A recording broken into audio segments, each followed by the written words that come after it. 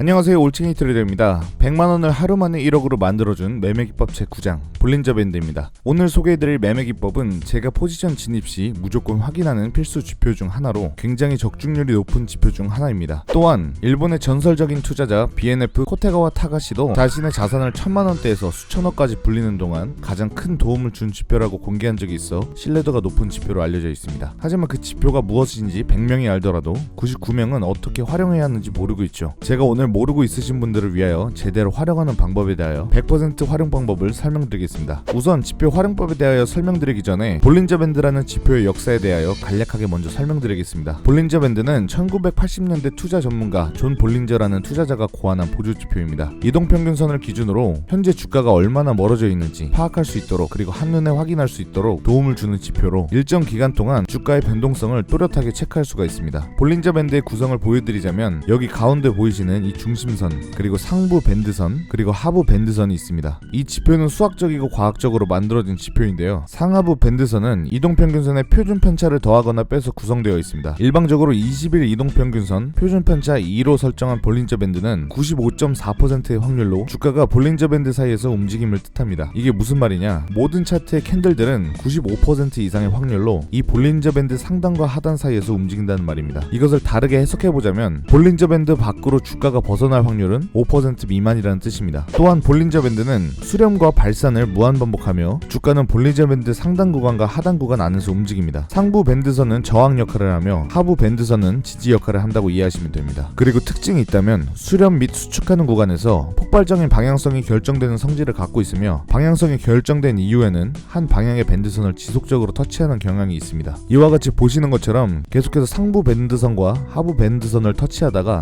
수축하는 구간에서 방향성이 결정되고, 그리고 한 방향의 밴드선을 지속적으로 터치하며 진행하는 모습을 볼 수가 있죠. 이것만 알아도 스타크래프트 기준으로 따진다면 맵팩을 키고 싸우는 것이라고 해도 무방합니다. 왜냐하면 우리는 차트는 95% 이상의 확률로 볼린저 밴드 상단 구간과 하단 구간 내에서 지지와 저항을 받으며 움직인다는 것을 알고 있으며, 수렴 및 수축하는 구간에서는 폭발적인 방향성이 나올 수 있기 때문에 무리한 매매를 시도하지 않아야 함을 알고 있고, 그로 인하여 손실과 리스크를 최소화할 수가 있습니다. 방향성이 결정된 이후에는 어느 정도 추세를 유지한다는 성질을 알고 있으므로 추세에 맞게 추세 매매를 하여 손절 구간을 아주 짧게 가져가며 손익비가 좋은 매매를 할 수 있겠죠. 이것을 알고 있다면 볼린저 밴드 하단 구간에서 숏을 치지 않을 것이고, 볼린저 밴드 상단 구간은 저항의 역할을 하는 자리임을 알고 있기 때문에 여기 상단 부근 꼭대기에서 롱을 쳐놓고 하루 종일 물려서 엉엉거릴 일이 없어졌습니다. 전업으로 투자하시는 분들이라면 장담컨대 볼린저 밴드는 거의 필수적으로 매매 참조 지표로 활용합니다. 하지만 힌트는 힌트일 뿐 제대로 활용하지 못한다면 뚝배기를 털리기 쉽상입니다.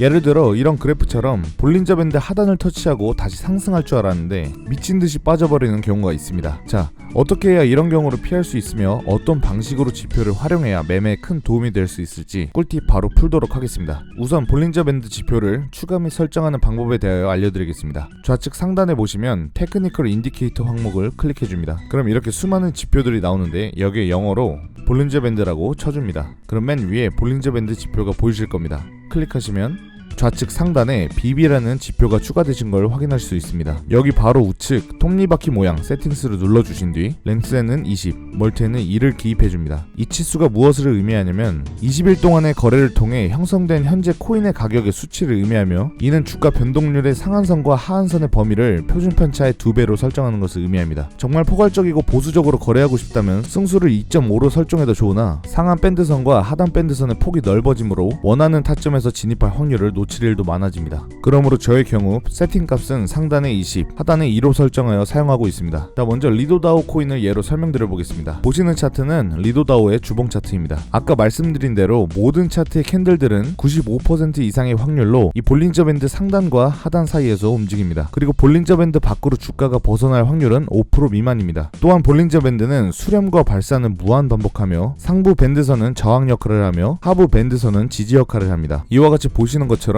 계속해서 상부 밴드선과 하부 밴드선을 터치하다가 수축하는 구간에서 방향성이 결정되고, 그리고 한 방향의 밴드선을 지속적으로 터치하며 진행하는 모습을 볼 수가 있죠. 여기까지는 기본적인 원리에 대한 이해였고, 심화적으로 나아가자면 우선 볼린저 밴드는 각 시간별 차트마다 상부선과 하부선의 폭이 다르게 나타납니다. 이게 무슨 말이냐? 예를 들자면 15분봉에서 현재 밴드의 상부선과 하부선의 가격은 3.35, 3.15 부근으로 굉장히 타이트한 편입니다. 하지만 주봉 기준으로 봤을 봤을 때 현재 밴드의 상부선과 하부선의 가격은 3.15, 1.07 부근입니다. 훨씬 더 포괄적이죠. 볼린저 밴드 100% 활용 방법을 알려드리기 전에 각 시간별 차트마다 볼린저 밴드의 상부선과 하부선의 값이 다르다는 것을 먼저 파악해야 합니다. 또한 밴드의 상부선과 하부선의 폭도 다르게 나타나죠. 아주 작은 추세에서 볼린저 밴드를 활용한다고 하면 1분봉, 5분봉, 15분봉 차트를 활용하고 하루에서 이틀가량 스윙 관점으로 매매를 한다면 1시간봉, 4시간봉, 일봉의 볼린저 밴드를 활용하고 최소 한 달 이상 스윙을 한다면 주봉의 볼린저 밴드를 참조하는 편입니다. 하지만 여기서 꿀팁을 풀자면 1분, 5분, 15분봉과 같이 작은 추세에서의 볼린저 밴드를 활용하는 것은 말 그대로 작은 추세에서의 지지와 저항을 파악할 수 있으나 시세 차익을 낼 수 있는 폭이 너무나 좁고 수렴과 발산의 주기가 굉장히 짧으므로 95%는 볼린저 밴드 내 구간에 있더라도 5%의 이탈하는 그래프에서 큰 리스크에 대한 대응이 불가능하다는 단점이 있습니다. 그러므로 4시간봉, 일봉, 주봉 기준의 볼린저 밴드를 참조하는 것이 매매의 참조 자료로 훨씬 더 유용하게 사용할 수가 있습니다. 12월 18일에 생성된 주봉이 양봉의 캔들로 마감하였고 약 3주간 장대 양봉들을 쭉쭉 뻗으며 상승하고 있습니다. 주봉 기준 그래프를 확인했을 때는 뭔가 위험한 무빙 없이 순탄대로 상승하는 것처럼 보입니다. 하지만 그 속을 자세히 들여다보면 15분봉 기준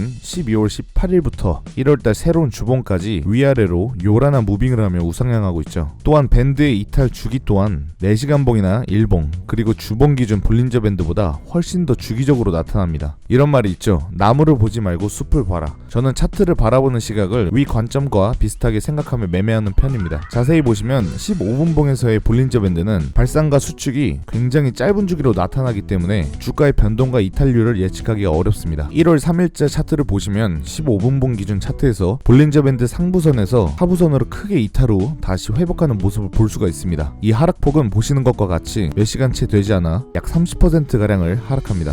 주식과 달리 코인 차트에서는 이러한 아랫꼬리가 달리는 고배열부터 저배열까지 모두 청산시키는 무빙이 간간히 나타납니다. 15분봉 기준의 볼린저 밴드를 참조했다면 절대로 예측하기 어려운 무빙이겠죠. 하지만 4시간봉의 볼린저 밴드를 한번 확인해볼까요? 4시간봉의 볼린저 밴드 하부선을 보면 크게 이탈하지 않고 역시나 지지 역할을 하고 다시 상승하는 모습을 볼 수가 있습니다. 그 다음으로는 일봉의 볼린저 밴드를 보여드리겠습니다. 일봉의 볼린저 밴드 또한 중심선이 지지 역할을 하고 다시 상승하는 모습을 볼 수가 있죠. 이것만 명심하시면 됩니다. 차트는 상승과 하락을 무한하게 반복하고 산과 고를 만들며 그 상승과 하락은 지지와 저항에 의해 결정된다입니다. 그럼 우리는 1월 3일 일본 기준 볼린저 밴드의 중심선을 지지 역할로 삼아 약 9일 동안 밴드의 상부선에만 위치해 있는 이 그래프는 또 다른 지지 역할을 할 자리까지 다시 내려올 수 있다는 것을 염두에 두고 일본 기준 지지 라인은 볼린저 밴드의 중심선을 지지의 자리로 잡을 수가 있으며 그 가격은 여기 보이시는 것처럼 우측에 볼린저 밴드 중심선의 가격이 표기되어 있습니다. 그럼 이 지점을 좌측에 보이시는 트렌드 라인 도구로 눌러서 호리젠탈 라인으로 유력한 지지 라인임을 표기해 놓습니다. 그럼 이렇게 보시는 것처럼 일본 기준 중심선 부근이 지지 라인임을 다른 시간봉 차트에서 확인해도 이 부근까지 하락할 수 있다는 것을 체크할 수가 있습니다. 그리고 4시간봉 기준 볼린저 밴드로는 밴드의 하부선까지를 지지라인으로 표기해 주시면 됩니다. 그러면 15분봉 기준 매매를 하고 있을 경우 일정 주기 동안 15분봉 기준 볼린저 밴드 하부선이나 상부선을 크게 이탈하지 않은 경우 새로운 이탈이 나타날 5%의 확률이 있을 거라고 항상 염두에 두고